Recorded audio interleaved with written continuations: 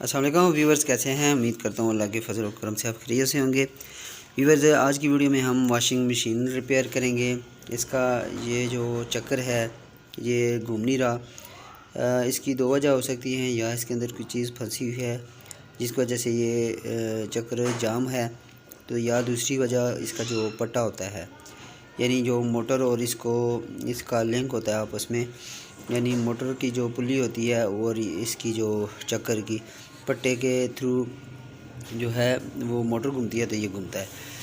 तो या पट्टा लूज़ है, तो या इसकी जो है ये चक्कर हमने खोल के देख लिया, इसमें कोई चीज़ नहीं है। कचरा सचरा जो अगर हो जाए तो भी ये जाम हो जाता है। तो ये तो हमने चेक कर लिया। सॉरी, मैं वो उसकी वीडियो बना नहीं सका खोलने की।